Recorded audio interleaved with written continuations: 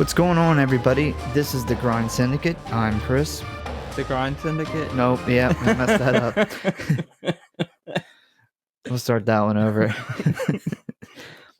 What's going on, everybody? This is the GrindHouse Syndicate, and I'm Chris. This is Jordan. And today we are covering 1998's science fiction horror movie, The Faculty.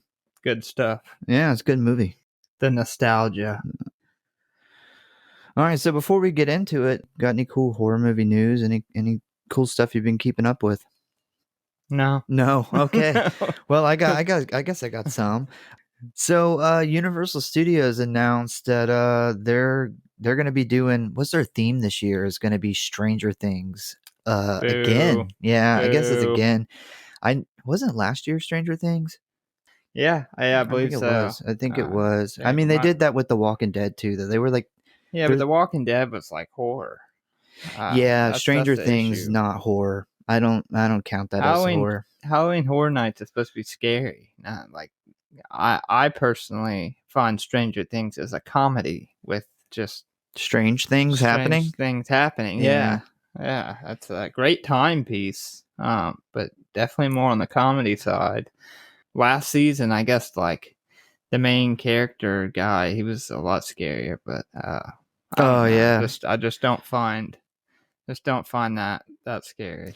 Yeah, they in my opinion, I don't know this officially, but they ripped off their villain is kind of a rip off of The Void.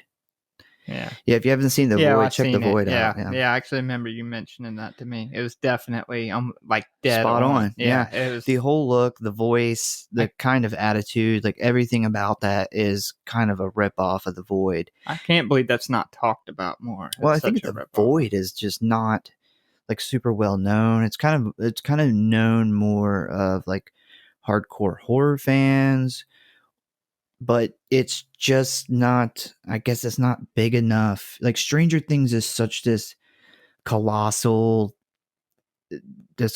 show that attracts more than just horror fans.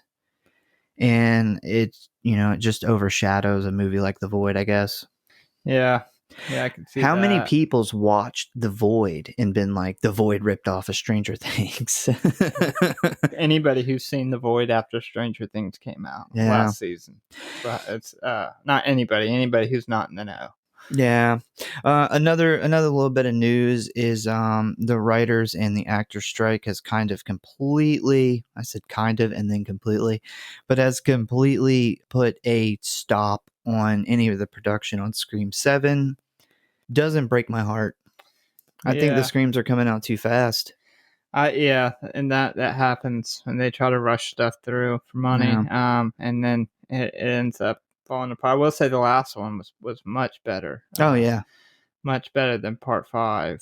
But besides everybody living, it's going to be hard to top that, especially pushing it out that quick. Yeah, they don't even have a script yet. Yeah, they need to make movies around a good script, not decide to make a movie and then force a script. And I think that happens a lot with studios, and it really fucks stuff up. Yeah, and a big worry too is as soon as this strike is over, because they're estimating it's going to last a few months. As soon as the strike is over, they're going to pretty much rush production on Scream 7, and we're going to end up with this very mediocre movie because it was kind of rushed through. And that's very much a possibility. Yeah, I could definitely see that happening. But yeah, that's I don't know, kind of a little bit of news has been going on this week. The Exorcist. The Exorcist just good. Yeah, they just dropped good. What was it, like promotional posters? Yeah, the posters look really good. Yeah, even though the screening did not do well. Yeah. Well, they nailed those posters. I don't know about the screening movie, of the posters went fantastic. But yeah, that's kind of some of the big news that's happening this week. We got an A24 movie coming out here soon. What is another movie that just came out? Oh, no, and Insidious just came out about a week ago and has done very well at the box office. Insidious, The Red Door. Yep, number 5. Number 5. Yeah, I'm not a big Insidious fan though. I'm not saying it's bad.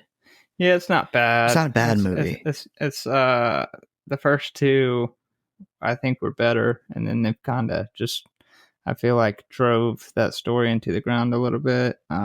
But hey, yeah, you never know. It might be great. I did see that if you are a fan of the first two, then this is kind of a movie for you, because this movie returns kind of to the original story of the first two, because we kind of got away from that. But, we haven't seen it yet. We plan to go see it. Once we see it, we'll probably do a little short episode on what we think about it. And we'll probably include, I don't know if we'll do spoilers or not. We'll talk about it. Yeah, we'll definitely be seeing it soon. Brooke, my wife, will definitely. Oh, yeah, she's a huge Insidious and anything with ghosts. Anything fan, with so ghosts. We'll be watching it soon. If it's ghosts or, I don't know, other ghosts, she'll watch it. Yeah, ghosts, demons. Ghosts or demons, yeah, that's right. Yeah. Possessions. She'll watch anything. She'll watch B-movie possession with the movies. Name Poltergeist, Yep. Exorcist. It just reels her right in. But yeah, let's talk about The Faculty. The Faculty is a 1998 American science fiction horror film, and it is directed by Robert Rodriguez, who's known for Machete, Grindhouse's Planet Terror, and I just want to throw this in there, he actually directed all the stab scenes for the Scream movies. Okay, I did not know that. Yeah, Wes Craven didn't want to direct the stab scenes himself. He wanted to make it seem like it was its own separate movie. Yep. So he brought in a separate director, and he brought in Robert Rodriguez. So I thought that was super cool. I think that's awesome. That's really, really good idea. Most directors wouldn't think about that. Yeah, so the movie, it says it's written by Kevin Williamson, but in Kevin Williamson, a lot of people know who he is. He wrote the Scream movies. He wrote I Know What You Did Last Summer, Halloween H2O. But actually, the original Faculty is written by David Witchetti and Bruce Kimmel. They originally wrote the movie, and then the studio actually brought in Kevin Williamson to do rewrites, because Kevin Williamson kind of, after Scream, was kind of like the hot name at the time. But yeah, so Kevin Williamson was brought in to make it cool. Actually, the quote is to make it hip. So he came in, he did his rewrites, and Kevin Williamson actually gets the credit for writing this movie, but he did not write the story. So I just want to give credit to the original two writers of the story. And this story is really them kind of paying homage to The Thing.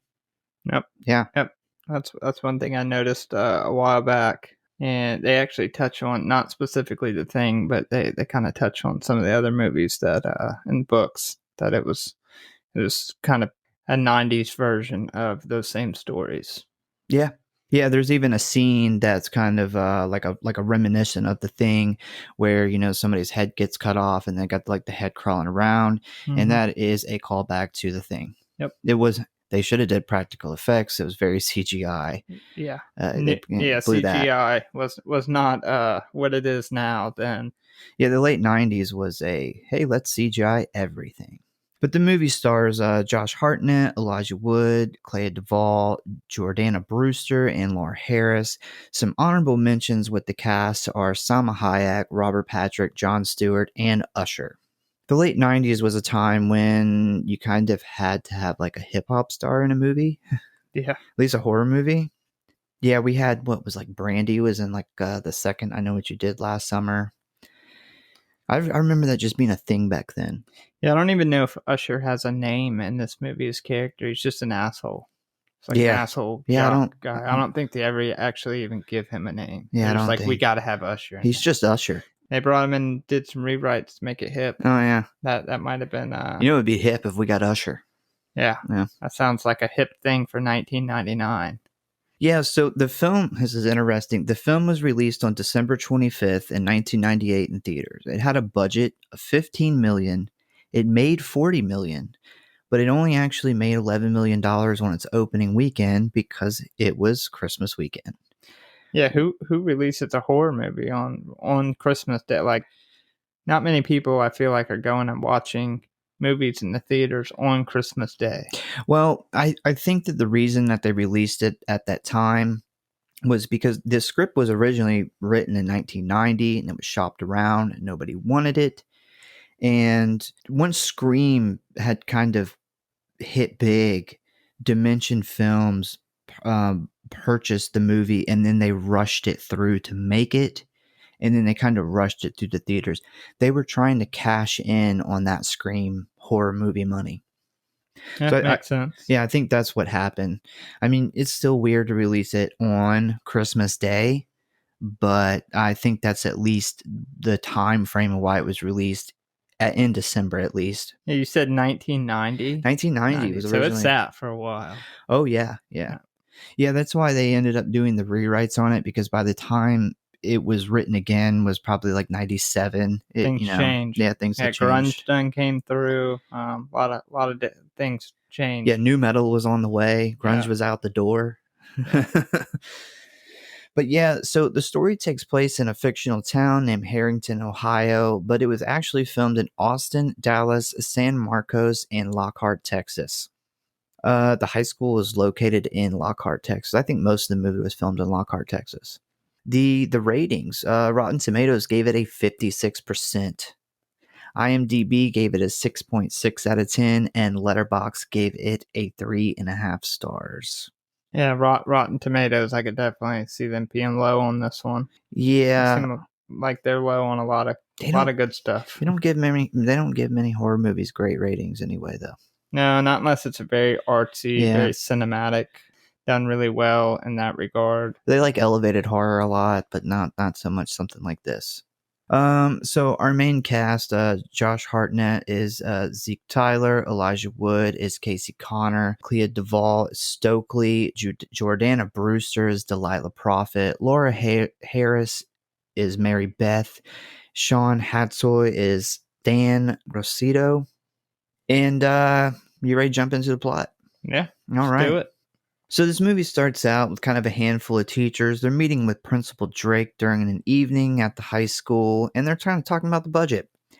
And they leave for the meeting, but Principal Drake, she has to go back in. She forgot her keys, and on her way back in, she's attacked by the football coach, Joe Willis. In this scene, like, Coach Willis is giving off some serious rape vibes. Yeah. And what's weird is she doesn't seem very surprised at all about that. Yeah, that was my thought, is this guy must be a complete fucking creep or complete asshole. All the time. Yeah, she doesn't really seem very surprised at all. No. She seems like she has to shoot him down all the time. But she ends up kind of escaping from him, but then Miss Olsen gives her a little bit of stab with the scissors. That old bitch, Miss Olsen. Yeah, I really like the intro to this movie. Yeah, I really like that part in particular, because the first time I seen it, I remember that kind of shocking me. Like I didn't see it coming. Oh no, I love a movie with a good intro. We get right into a kill. We get right into some suspense. I'm all about that. Yeah, every horror movie should have a kill in the beginning. Oh yeah, for sure. So the next morning, we're kind of introduced to all our main characters. We got Casey. He's kind of the nerdy outcast who is in love with Delilah. You got Delilah. She's a head cheerleader, editor of the school paper, and she's dating the star quarterback. You got Stan. He's a popular star quarterback of the football team. Zeke is a very smart but rebellious student who is repeating his senior year. You got Mary Beth, the new girl who just transferred from Atlanta, and Stokely, who is the loner goth chick. So, Zeke sells like this drug. Kind of. So, yeah, that's what I want to talk about. Why would you call it scat? Isn't scat slang for poop? It is, 100%. Like, why would you... I mean, Kevin Williamson. Hey, he's saying this is some good shit. Well, Kevin Williamson was brought in to rewrite it and make it cool, and he did not know scat was shit. He didn't? I guess. Oh, I thought that was a fact. I don't know. Yeah, clearly he didn't. I had no idea. He had. I would assume, because that's fucking weird. Yeah, that's really strange. Yeah, that is such a stain on this movie, to be honest. Yeah, I had to double take it that I'm like, did they call it scat? He's like sitting there writing the movie. He's like, what's like a cool slang word that we could name this drug? And he's like, scat. Yeah, Scats, that sounds cool. All the young kids love scat. Yeah. Yeah, Nothing like some good scat up your nose. Yeah, he probably thought that was going to become like a popular word or something. Like, oh man, this is going to be a huge movie, and all the kids are going to be singing scat. Oh man, can you imagine little John like scat, scat, scat, scat? Oh god, that's terrible. So yeah, I had to bring that up, but that's horrible, man. Like I don't even know if I can read my notes. Make it? I don't know. How did that make it through?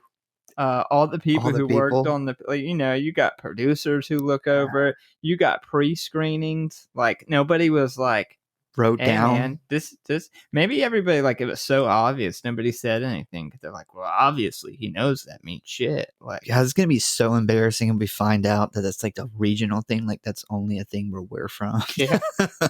People in California is like, I've never heard that before. Only in South Carolina. Yeah. So good God, I've lost where I'm at on my notes. Yeah, it's terrible. I do love in this movie though how they and they don't do it in very many movies. They actually introduce the characters in the beginning of the movie like by their name, because I am terrible with names. As you know, I can't hardly remember my mom's name. It gets so bad. Yeah, so them giving us that introduction, like, some movies will do it and they'll do the actor that plays them, kind of a pre-credits. But this one actually gave the characters' names. It's written on the screen. It helped me out a lot. I'm not gonna lie. Yeah. So this next scene, we get this scene where Stan tells Delilah that he wants to quit the football team and he wants to quit sports in general and he wants to focus more on academics. And she pretty much belittles him and she explains pretty much how it would damage her reputation. Fuck this bitch. Yeah. I hate her. I hate her more than anybody else in this whole entire movie. We'll talk more throughout this episode about how much I hate her. I'm not going to dump it all right now in this part because I got plenty more. Yeah, I got plenty more for her later on. I got something here at the end too, but yeah, it's very clear that she is only with him for popularity reasons, and that is it.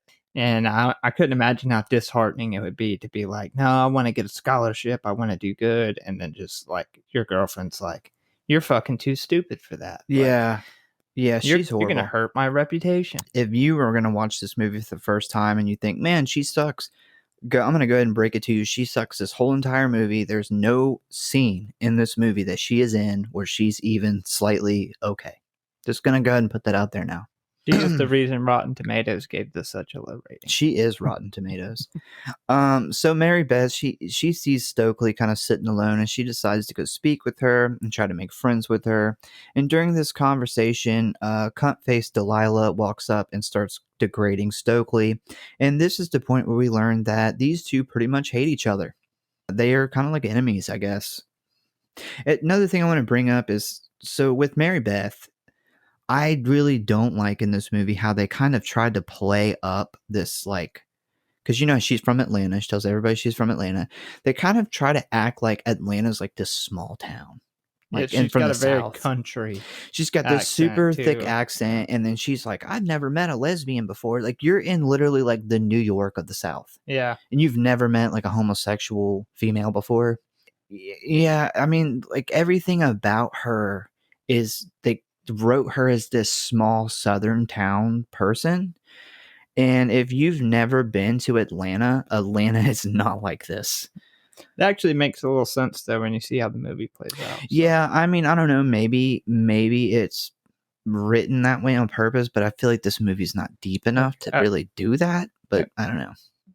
Yeah, I don't know. I feel like Atlanta was a bad backstory. Yeah, I should have just picked some small town in Georgia and that would have made more sense, but so anyway, so Casey ends up, he walks over to the football field to eat his lunch, and god damn, that's a long walk to eat your lunch. Yeah, spend half your lunch walking. Yeah, not only does he walk to the football field, but then he climbs to the top of the bleachers to eat his lunch up there. Like, Oh man, This is the social anxiety walk. I guess. But on his way back, he finds a strange creature in the grass, which he takes to the science teacher, Mr. Furlong. And he thinks Casey might have discovered a new species, and he's going to send it to the university. I thought he kind of jumped ahead of himself when he said that. Like Mr. Furlong knows all the species in the world off the top of his head.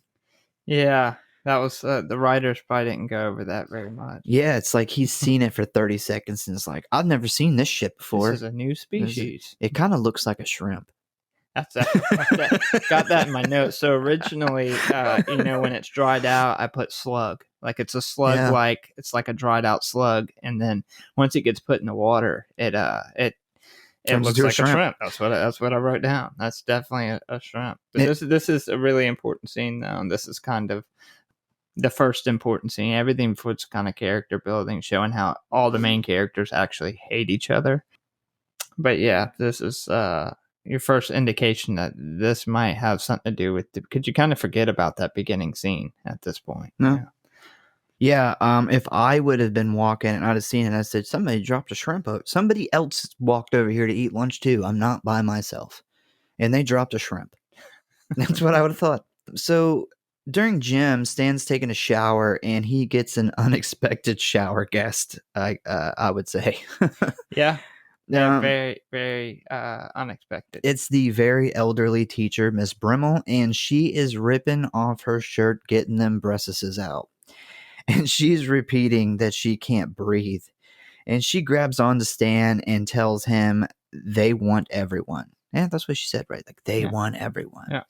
And in this scene, there's like a couple shots where her face looks a little like Freddy Krueger. I'm going to be honest. Like, I love this scene. This is one of my favorite parts for the effects wise, because when her fucking scalp falls off of her head, it's and at this point in the movie, when you're watching this for the first time, you're really thinking like, what the fuck is going on here?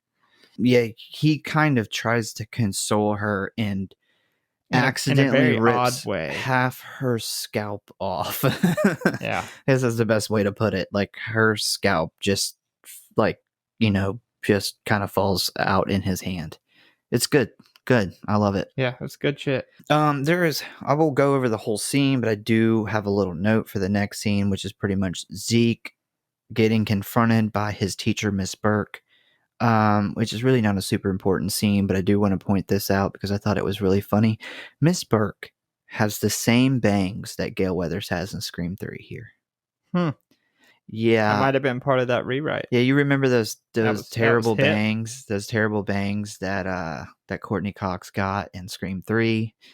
They're very short, they're very chopped up. Well, it seems that Miss Burke has copied that look, and man, it was awful. It was not good. I thought, as a Scream fan who has seen Scream many times, I thought that was worth a mention. Yeah. So that didn't stick out to me, but I think that was in. Well, next time you watch it, you're gonna see that and be like, "Yep, those are the same bangs."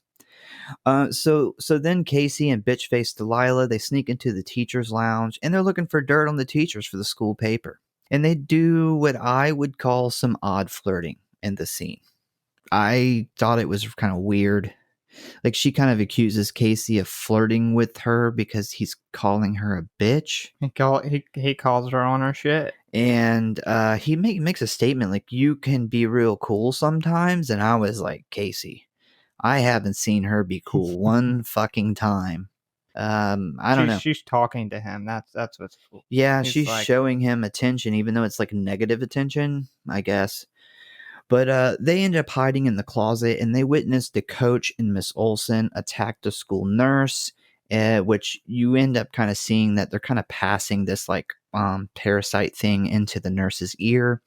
And then also during this, they discover Miss Brummel's dead body, which is very like mummy. It's very mummy-like, I would say. Very dried up.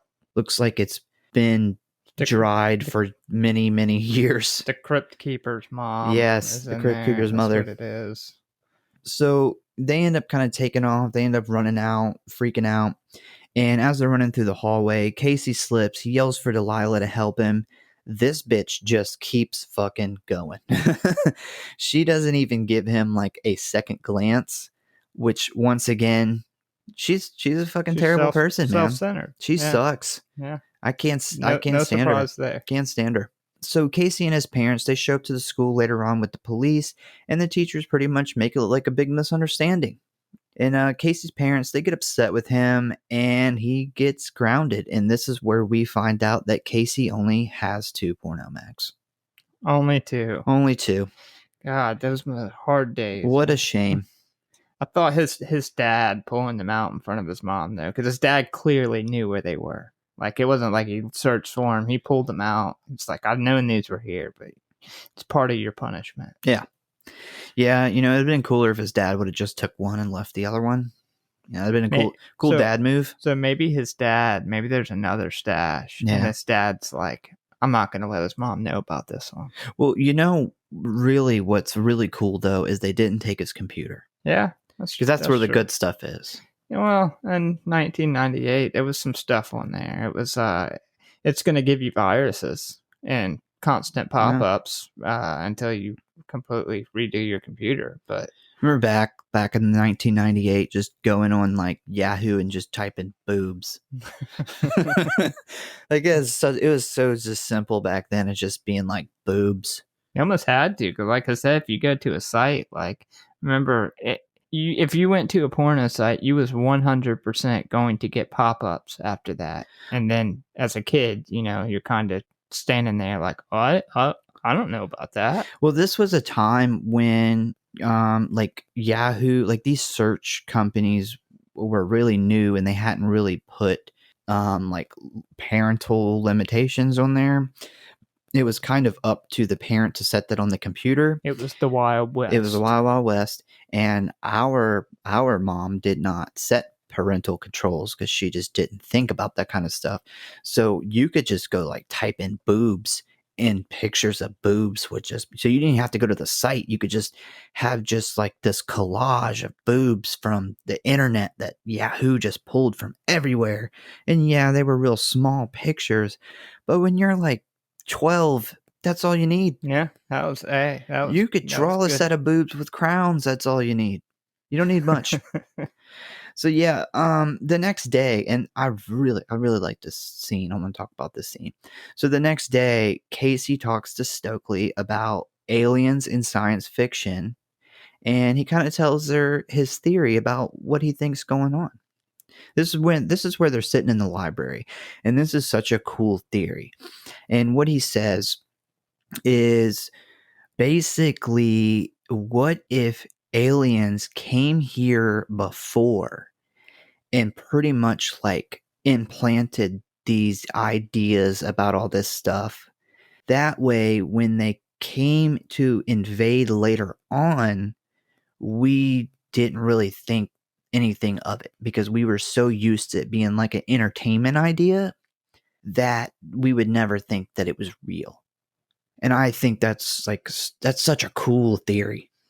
Yeah, that's a good theory.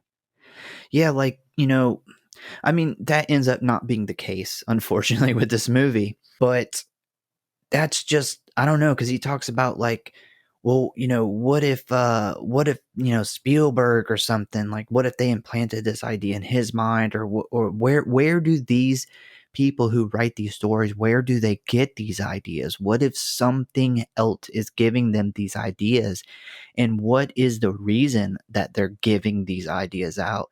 And what if that reason is to basically make us think that, oh, this is just Hollywood, this is just entertainment, and there's no way this could ever happen. So when it does really happen, we're like, we pretty much don't believe the people who are trying to tell us it's really happening. Super cool scene. I remember not really grasping that a whole lot the first like maybe 2 times I've seen the movie.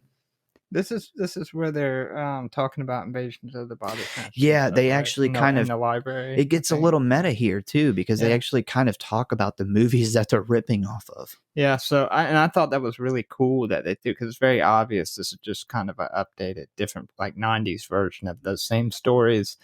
And I feel like they kind of shouted that out. You know, they kind of gave credit to the originals. I like that. That was interesting. Yeah, really cool part, man. Really cool part. It's a very small part, but I think it's kind of it's not really important to the story, but it's just a cool idea, and I'm glad they kind of snuck that in there. And then of course, it's Kevin Williamson who wrote Scream, which is super meta, and I have a theory that he kind of snuck that in there. So a little later on, he ends up telling Delilah, Stan, and Stokely that he believes the teachers are being controlled by aliens. Zeke and Mary Beth join the conversation, and shortly after, the group is confronted by the science teacher, Mr. Furlong. Mr. Furlong starts to attack them, and Zeke ends up stabbing him in the eye with the scat pen. Not the scat. The scat Not pen. The scat. I got shit in my eye. It's the shit pen. It's amazing that Josh Hartnett had to say scat with a serious face repeatedly. I wonder if the actors knew. They had to. At least some of them. They had to, and the fact that he had to say this with a straight face in front of the camera over and over again, man, that's all. It's gotta be hard. But anyway, it ends up causing this crazy reaction, and it kills Mr. Furlong. And the group pretty much now fully believes in Casey's alien theory. So they end up all kind of bailing on school, and they all head to Zeke's house, where he has this like makeshift lab where he makes his caffeine powdered drug scat stuff. Zeke uses the creature that they get from the science teacher pretty much to do some like science stuff, and he discovers that the creatures are hijacking the human bodies like parasites, but they need a large amount of water to survive. I guess that's why the scat kills them, because it dries out their bodies. Yeah, so they've showed throughout the movie multiple kind of hints that all these people in the faculty are consuming massive amounts of water. Yeah. So that's kind of the first hint towards a weakness.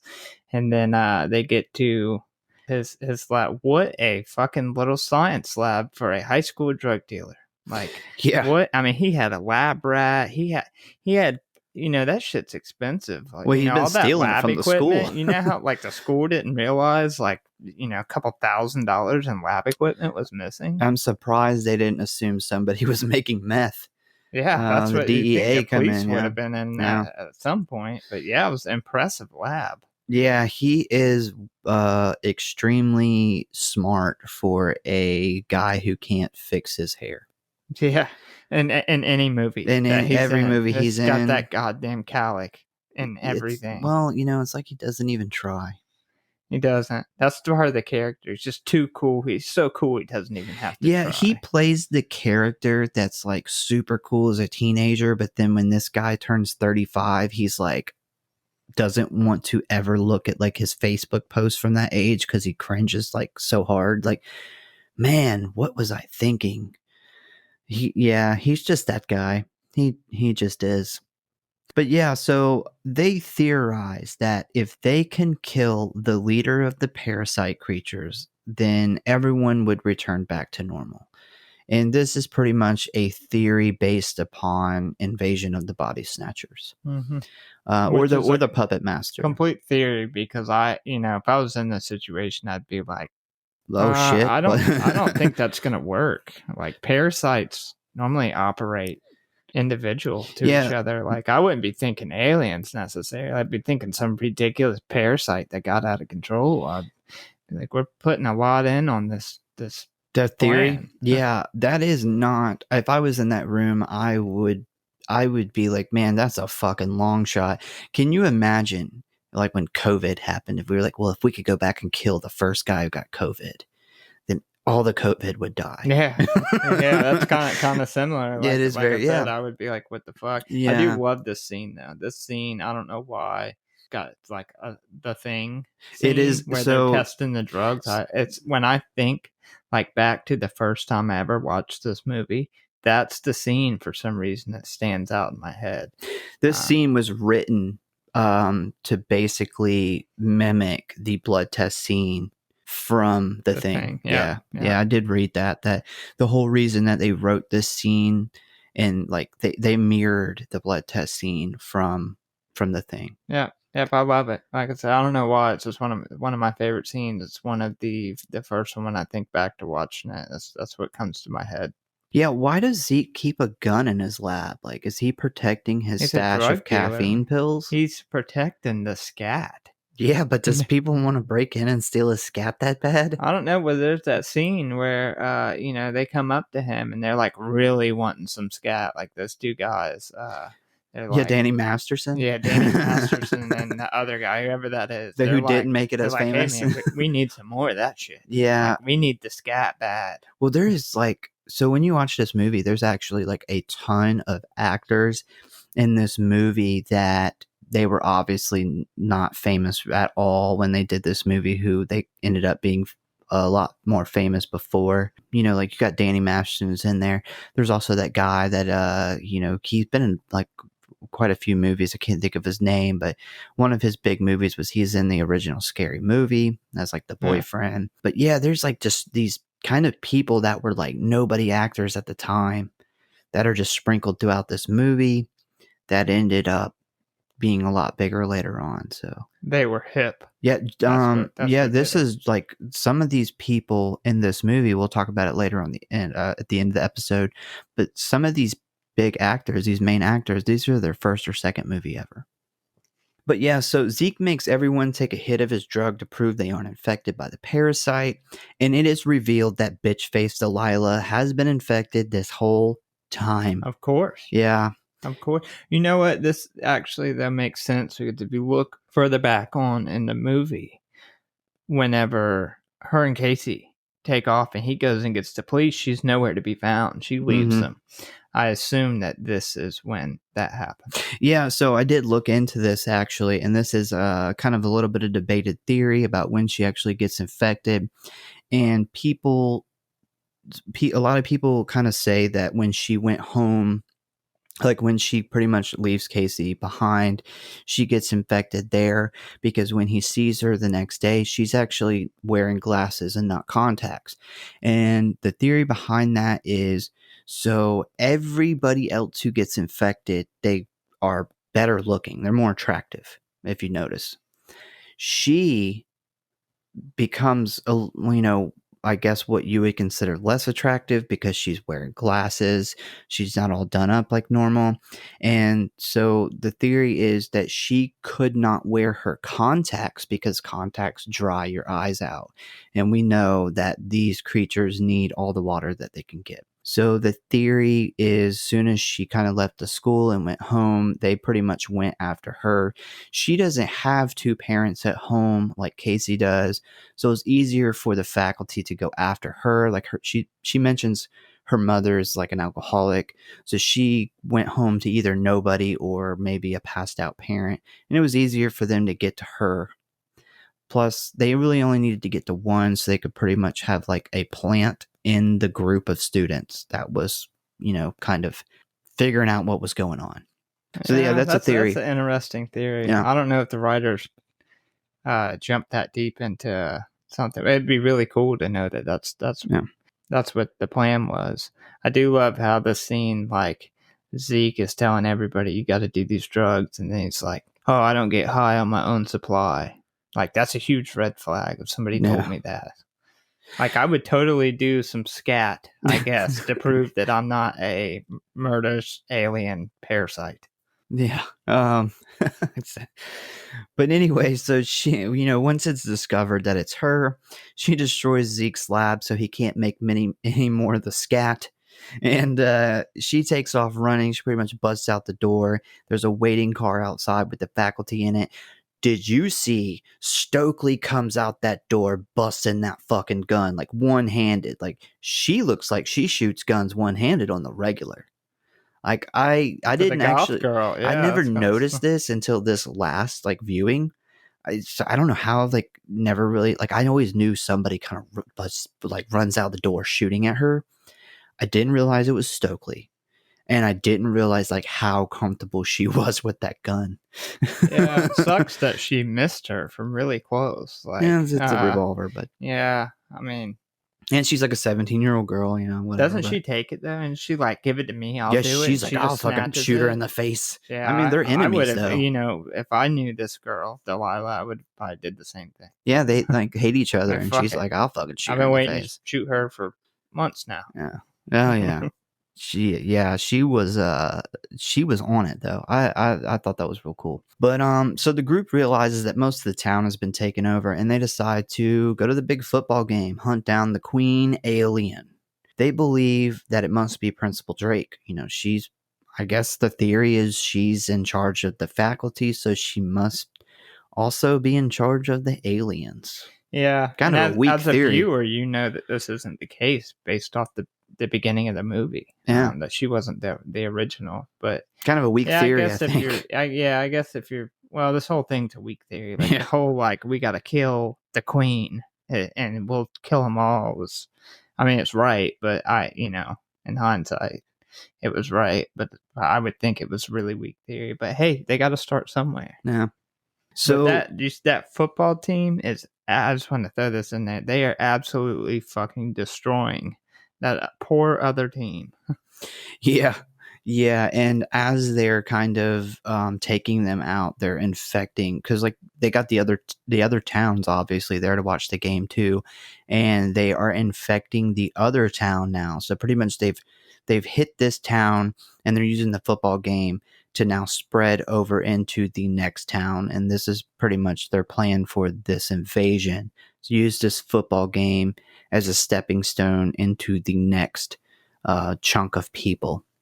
But yeah, so once they get there, they end up trapping Principal Drake in the gym, and they shoot her in the head. She comes back from the dead, and Mary Beth dumps pretty much 90% of Zeke's scat collection all over her to kill her. Just pretty much just throws it all over her like dust, and she turns to dust. In hindsight, this makes sense as to why she did that too. So I really like that being thrown in there. But I loved her death scene as well when she like melts. Well, it was really that was done. That was really cool. What's really cool about that scene too is they shoot her in the head first, and she starts bleeding from her head, and you're almost questioning like, oh, wait a minute, like is she not an alien? Like, did I miss a part or something? Like what's going on? But then she comes back. She kind of comes back from the dead within a few seconds. She even has the characters like, oh man, we just killed somebody, like an innocent person. She comes back.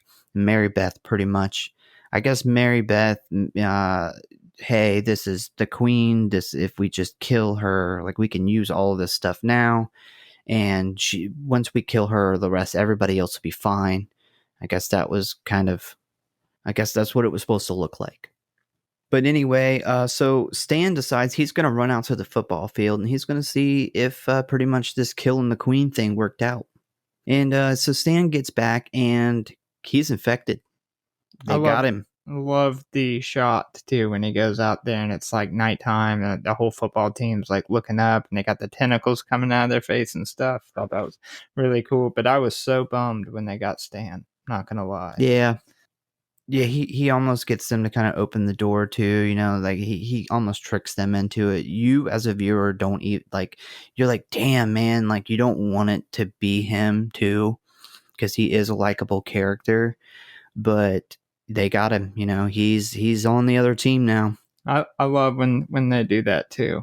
They kind of leave you as the viewer guessing too, because you're thinking to yourself, well, I'd probably let him in, or there's no way I'd let him in. But either way, like you don't know in that moment. And up until like he dumped the scat all over the ground, the last one. Yeah, I was kind of thinking they probably should have let him in. Yeah, so he dumps the last little bit of scat out, and Zeke thinks he has a couple more in his car. He and Casey go out to the car, and they end up splitting up because the infected football team is now kind of chasing them. They use Casey as a decoy. And why did Stan go put his football pads on? Do you see that? So now that Stan is infected, the football team is now chasing Zeke and Casey, and Stan is kind of leading the football team, and Stan has went and got like his whole football pads and uniform on for this chase scene. I'm just like, what? He's like, I'm back on the team, coach. Coach had his pads ready. Like, what? Okay. Thought that was weird. Had to match the rest of the team. Yeah, maybe that's it. But after some alien-human flirting, Zeke kills Miss Burke by crashing his car into a bus, and then he starts back to the gym, and he found 3 pins full of scat. Now, we cut back to the gym, and Mary Beth reveals to Stokely that she is the queen alien. Love that. Doom, too. doom. Like going back, the first time I seen this movie, I did not see that coming. No, that was a good reveal. I did not see, and it makes so much sense. Like the new girl that just came and everything started going down. That bitch. I absolutely love that. I did not see it coming. Well, she takes the drug. So you think, she's clear. Yeah. And, I went out. The first time I seen this, I went back to see if you could actually see the tentacle and like her not take it. You can't. Yeah, they it's a mistake. Would have put that in. Yeah, they make a little mistake there. I mean, you can't see her directly take it either because she throws her head back. But I wish that they would have put the little, just the little like tentacle, the cat, something in there. Yeah, I agree. But yeah, so she reveals that she is the queen alien, that she had fake taken the drugs earlier in Zeke's lab. Stokely and Casey, they take off running, and now they have a giant alien version of Mary Beth who is chasing behind them. And what's crazy is this very giant creature was hiding in this teenage girl's body. But so tight fit. Yeah, I'd say. So Zeke catches up to the gang, and they're in this locker room, and he discovers Mary Beth completely naked, and Stokely is now infected. They both attack Zeke, but Casey kind of shows up. He locks Stokely up in a cage, and Mary Beth ends up throwing Zeke kind of across the locker room, knocking him out, and pretty much leaves Mary Beth versus Casey. We got one-on-one final battle. And during her explanation of pretty much like where she came from and why she came to like Earth or whatever, she actually kind of at least somewhat disproves Casey's theory from the library, which like kind of sucks. Like, I don't know. I mean, I guess she doesn't completely disprove it, but she doesn't really like, she pretty much, what was her explanation is she, left her world and came, she didn't really say why she left her world. I think she had like drying up or something. Yeah. She just says she escapes her world and she came there and, she didn't give like a whole lot of explanation, but essentially she wanted to come to Earth and she's seen basically people weren't being themselves and they were, pretending to be other people to make other people happy. And she thought that she could change that. And that's pretty much why this whole invasion thing started. But Casey doesn't really give a shit. So he's going to, do what he's got to do. It's kind of a weak excuse to invade a planet. Yeah. But yeah, so Mary Beth, she transforms back into the giant alien. She chases Casey through the gym. Casey traps her behind the bleachers and he stabs her in the face with the last scat pin and it turns her to dust. What an MVP move by him with the bleachers. Like, most of the time you put yourself in scary movies and you think, I would have did this, I would have done that. I would have never fucking thought. No, I ran right out the gym. To turn the bleachers on and take off running down them. Like, I mean, and had he not done that, how in the hell would he have ever gotten away from this giant fucking like alien? No, she's huge. It was just a good thinking. Good thing he's up there with David. Yeah. Why didn't she just turn back into human form and get unstuck though? Because she was pissed. I don't know. If you make her mad enough, she becomes a giant alien. Yeah. She's the queen. She's in her final form. She can because of the pool scene before that, which I love that shot, by the way. The above shot of the alien swimming through the pool. Yeah. And then it like morphs back into her body and it's underwater swimming. I did say from a cinematography level, I love that scene. thought that was really cool. Yeah. I mean, I don't know. Maybe she was just like so. I don't know, just so focused on and plus she like launches the little like shrimp things at Casey and they start kind of digging into his face. So maybe she thought, I don't know, that she had she had enough time to take over his body before he could stab her with the pin. Yeah, could you kind of think that? Or maybe she doesn't know he even has the pin. Shit. She thinks they're all gone. Is he going to be the new queen? Is that how it's going to end? Like he becomes, that would be a bad ending. I don't know the alien politics. Does he take over next? I don't know. But yeah, so after the queen's death, Casey goes back to check on Stokely, and he finds her back to normal, and the parasite's dead on the floor. Zeke kind of pops up, does a little jump scare, but he's back reunited. And he seems fine. And the next scene is 1 month later, and everyone has turned back into themselves. Casey is now a national hero and dating Delilah. Of course. He's now the most popular guy. Yeah. So, of course, Delilah is now with the new most popular guy. She's a bitch. Did you see that Casey actually has his hair like styled now? Yeah, he found some of that gel. old LA looks. The LA looks gel. So Stan and Stokely are now dating. I hate the fact that Stokely has now changed her appearance, though. Yeah, like she's wearing like a purple sweater.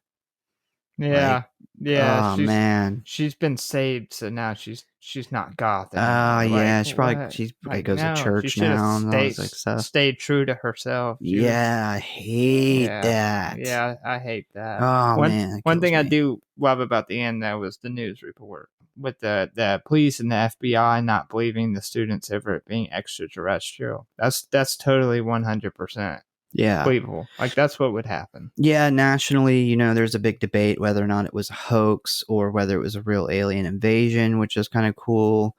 But yeah, I mean, Casey's on magazines and stuff and kind of considered a hero. And there's a bunch of media there at the school still kind of doing stories on it.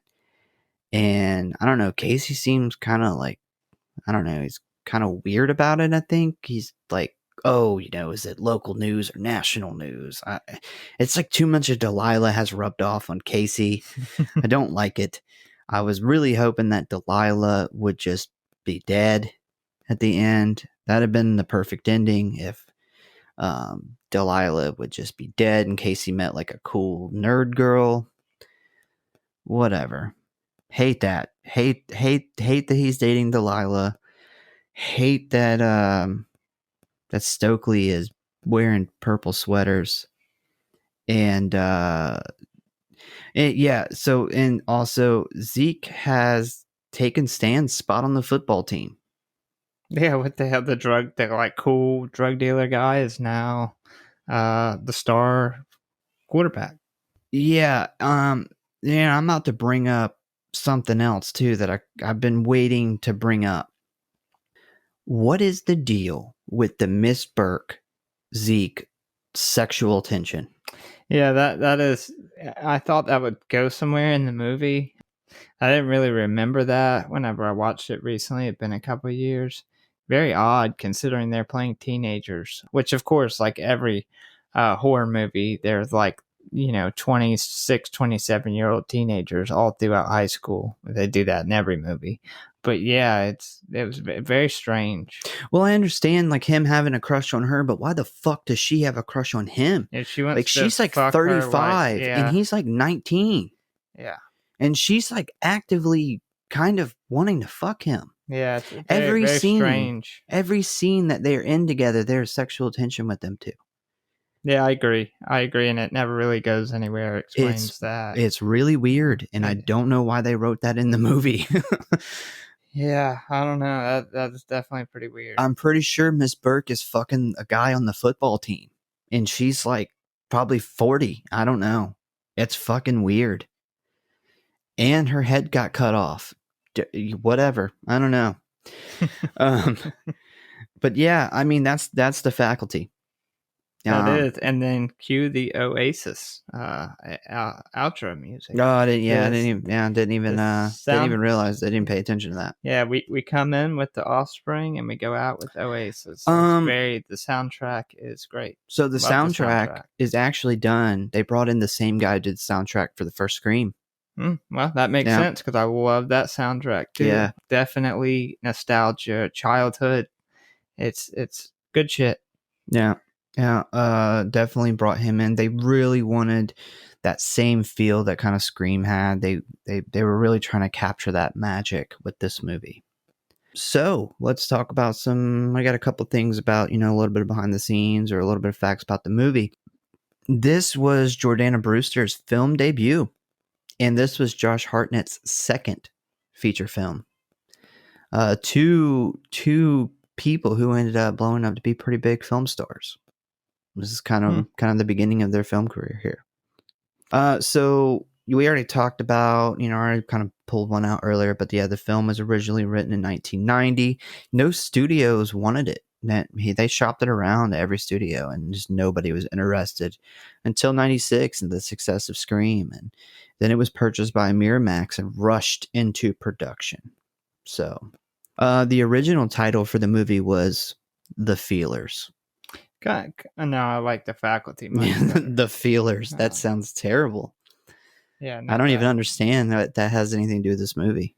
No, that's terrible. Yeah. They definitely scored on that name change. The Feelers. It's weird thinking that if we never had Scream, which would be terrible, but if we never had Scream, we may never have The Faculty. Yeah, that movie was so big, it kind of and wonder how many other movies we wouldn't have. Yeah, so Scream is really that. It's like one of those movies where you can set a timeline, like it's part of a timeline of horror movies, where it literally sent horror in a certain direction. So that's what's really cool about that movie. But another interesting thing on this film set, Elijah Wood heard about the up-and-coming Lord of the Rings movies being made. And this is where he was convinced to send his audition tape into Peter Jackson for a role. And he had never even read any of the books. Yeah, that's interesting. Yeah. That's a good one. He's still got Middle Earth and the entire Shire to save. Yeah, that ended up changing his life too. Yeah. He was a kind of, he was a bigger actor at that time, but Lord of the Rings, shot him into like this whole different thing. Yeah, that was a whole nother level. Yeah. This movie was just recently reissued on Blu-ray in 2021. So not too long ago, actually, they finally Blu-rayed it up. Yeah, I do not have the Blu-ray yet. No, I think your copy is it's on that one with like 7 other movies. Yeah, it was cheap. Yeah. So this is cool. When discussing the aliens having a master, the first person to refer to the head alien as a queen and calling her was Mary Beth, foreshadowing herself as the queen alien. Yeah. I like that. That's super cool. That's super cool. I didn't notice. Yeah, she pretty much sneaks in there like she's a queen and she's a her. Yeah. But she's not me. Yeah. Totally not me. But they do it so good, you never think that. No, that's never one thing I that. love about this movie is that it's her and you never see it coming. Like, she's just like the sweet Southern girl from, tiny little town Atlanta in Georgia. And it just she's just the last person you think of. Yeah, definitely really cool thing to like sneak in there. And I just thought that was awesome. Zeke is technically the only character that doesn't get infected. And in my opinion, that would make Zeke the RJ McCready of this movie.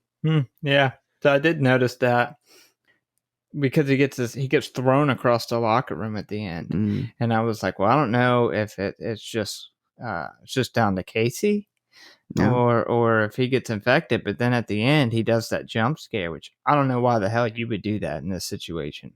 I would be pissed. I'd be like, why the fuck would you do that? But he pops up and he does not look like he has been infected. He looks like he just got up from getting thrown across the room. So I guess like because Casey technically they're like getting in his skin, but they don't actually take over his body. But technically, they did kind of get in him. But Zeke is the only one that never actually had like the parasite in and like on him or in him. So yeah, that's infected. Yeah. I mean, if you get a parasite inside you, you get a ringworm in your stomach, even if it's just for a second, you got infected. That's But yeah, we'll move on to kills and ratings. So Cinemorg says that this movie has 5 deaths in it. Those deaths are Mr. Furlong, Mary Beth, Nurse Rosa Harper, Principal Drake, and Miss Brummel. Now, I do not remember the nurse dying. Do you? no. Did they count the shower? Is that the last one you mentioned? Yeah, Miss Brummel. Miss Brummel? Yeah, Mhm. okay. The nurse dying. Yeah. She's not the one who, when they're in the closet, she comes in there. So the last time that we see the nurse, with my memory, her ear, right? She gets, they put the thing in her ear, whatever, and then, Casey and them, they run out, and then they run into the principal in the hallway, and they're like, oh, blah, blah, blah, they just attacked the nurse, and the principal's like, oh, well, that's weird, and they turn around, and the nurse and the coach and the other teacher are standing there. So now the nurse is now obviously turned into an alien, and that's the last time I remember seeing the nurse. No, you actually see her again. She's how they got the whole school, because she's doing that's ear right. checkups. That's right. She's doing like random ear checkups on everybody. What they're really doing is infecting the entire school. Yeah. So I don't remember her dying. Don't remember her dying either. And then maybe it's a deleted scene. Yeah, and then so there's another thing too where apparently the science teacher, Mr. Furlong, is in the very end of the movie where he just has an eye patch on now. And I had watched the movie twice, and I did not see him in the end of the movie. So I think that there's maybe some deleted scenes or stuff with this movie that maybe you need like a DVD or something, like with special features or something that we're missing, because I don't recall those two. I don't recall that stuff about those two. Yeah. Yeah. So in my opinion, off my memory, like, solid deaths are just 3. Yeah. I'll go with 3 there until we see the deleted scenes. I don't know.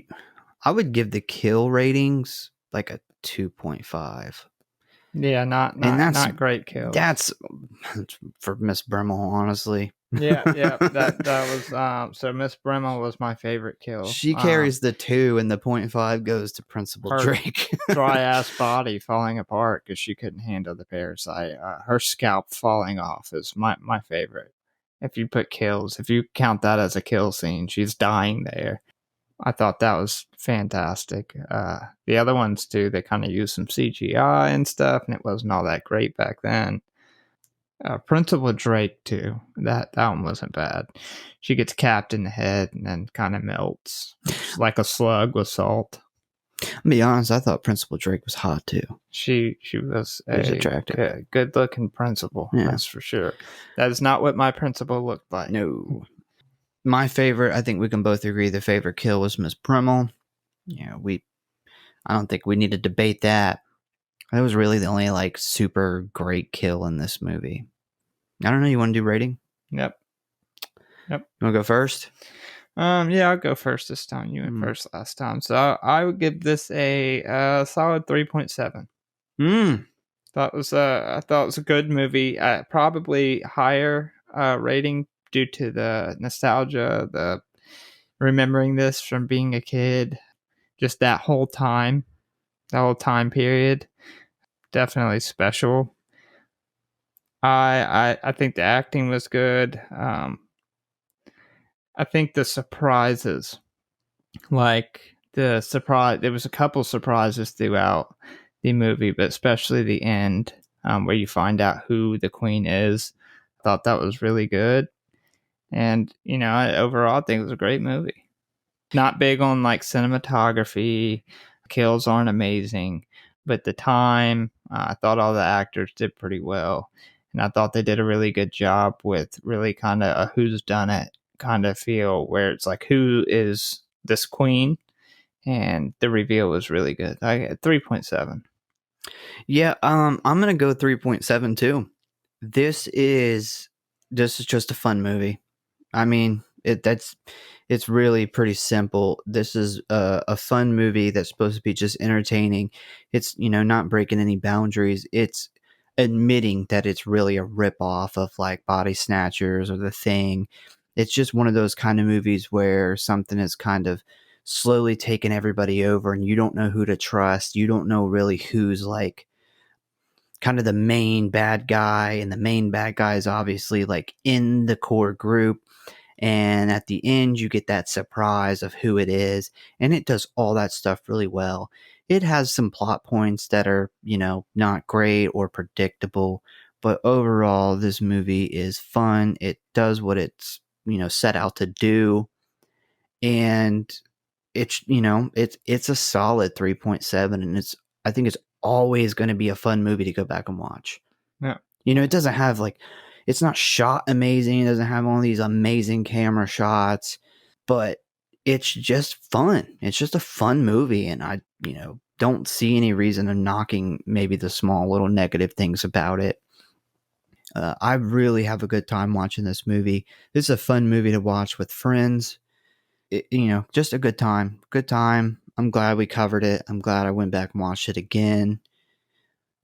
For me, it is a kind of a classic movie, kind of movie I grew up watching. Yeah, solid 3.7 for sure. Yeah, I can agree with that. Definitely not an original story. It's been done many times before, but I think the fact that they acknowledge that in the movie, I give them some extra points for that. Fun movie. Yeah, definitely fun. Well, that's going to be it for The Faculty. I don't know. Did we already discuss what we're doing next? No, not for sure. We got a couple things that are possibilities, but I don't think we have a for sure one nailed down yet. Yeah, I don't know. Maybe we'll do a little bit of a new, kind of like the last two movies we've done, a little older movies. Maybe we'll try to do a little bit of a newer movie. Maybe like an X. Yeah, we want to kind of bounce it around a little bit and do a little older, do newer. We do plan to do some really good movies that are kind of held really high standard, and then we want to do some absolute terrible movies where we pretty much can sit here and just talk shit about it the whole entire time. We're kind of just going to bounce around everywhere, but the next movie is probably going to be a newer movie, so keep an eye out for that, and we hope you guys enjoyed the episode. You got anything else you wanna throw in here? No, I think that wraps it up. Go check out The Faculty if you haven't seen it. It's a great movie. Yeah, and I guess I'm gonna leave it on the last words of make sure you stay off the scat. Yeah, do not do too much of the scat. And if you know any family members that are having problems with scat, make sure that they get help. Absolutely. Yeah. There's a scat helpline. Actually, we need to. We'll put it in the show notes. That. Absolutely. Definitely put the number for the scat hotline in the show notes. Don't be full of shit. No. Stay off the scat. Well, thanks for listening. Later.